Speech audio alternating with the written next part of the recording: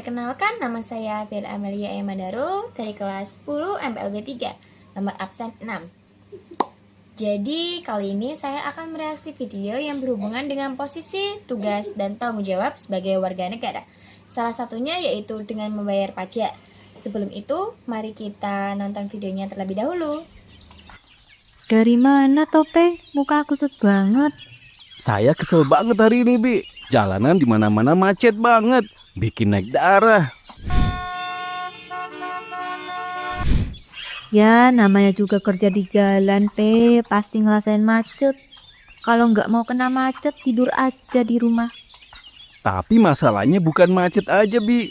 Banyak juga jalanan yang rusak, berlubang dan bergelombang. Tadi saya hampir jatuh, Bi.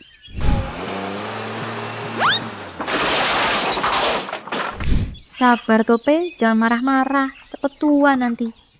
Nih, minum dulu.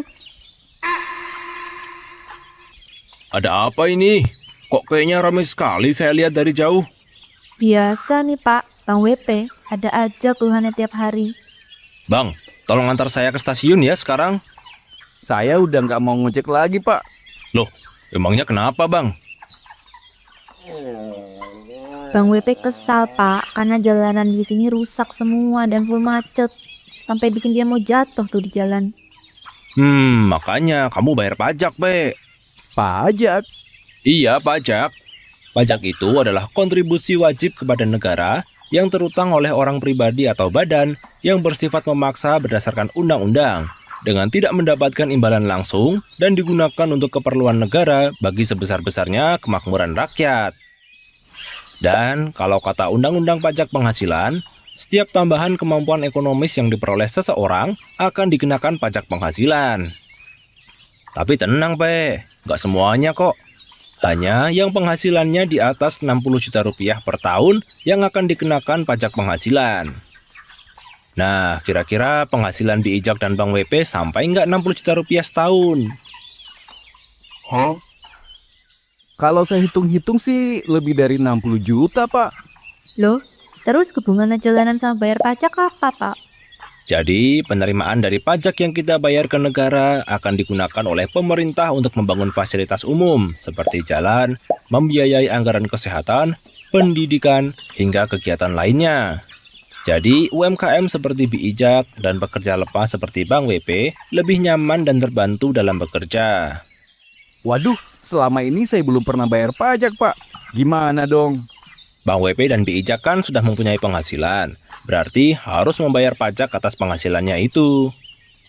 Tapi, sebelum membayar pajak, sebagai wajib pajak harus mempunyai NPWP terlebih dahulu. Apalagi tuh, Pak, NPWP? NPWP adalah nomor pokok wajib pajak atau nomor identitas wajib pajak sebagai sarana dalam melaksanakan hak dan kewajiban perpajakannya. Pasal 1 angka 6 Undang-Undang KUP, di mana sekarang sudah terintegrasi dengan NIK sebagaimana diatur dalam Undang-Undang Nomor 7 Tahun 2021 UU HPP dan PMK 136 Tahun 2023. Oh gitu. Terus gimana, Pak, cara membuat NIK sebagai NPWP? Bang WP cukup siapkan fotokopi EKTP dan daftarkan ke KPP terdekat dari alamat yang tertera pada KTP. Oke deh kalau begitu. Saya bikin NPWP dulu sekarang. Emangnya sepenting itu ya, Pak, punya NPWP?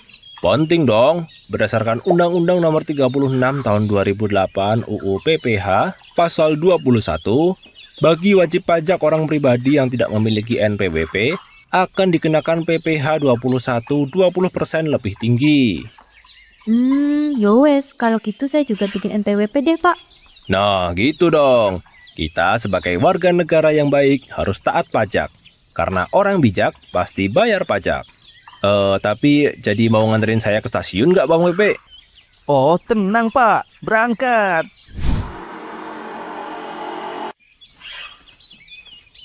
Ada Pak Ajak. Tumben Pak udah di sini aja. Hehe. Hehehe, iya Bunga. Lagi cari angin aja. Di rumah panas banget. Itu bawa apa? Kayaknya seger banget tuh. Oh, ini tadi aku beli es krim di Indo April, Pak. Hehe. Wih, enak dong. Panas-panas minum es krim. Iya Pak, enak banget. Tapi sayang harganya lumayan mahal dibanding es di warung ibu.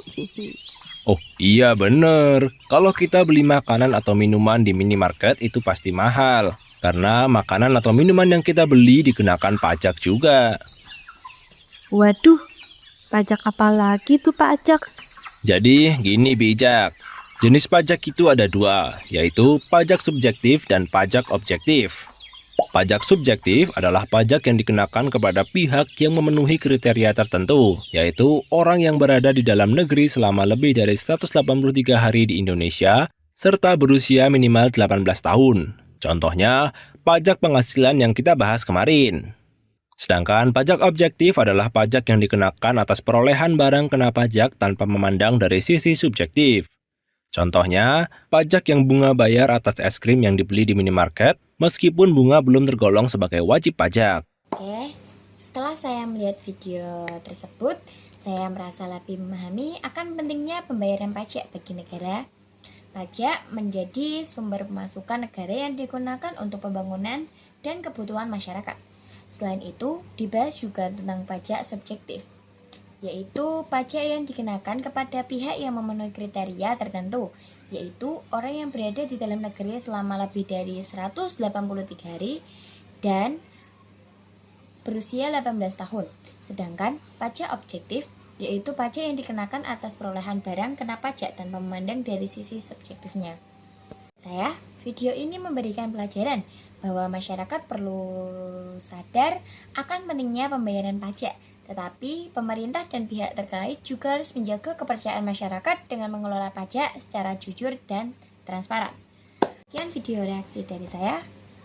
Jika ada kesalahan dalam pengucapan kata ataupun kalimat, mohon dimaafkan. Terima kasih. Sampai jumpa. Bye. La Habana. Are you ready?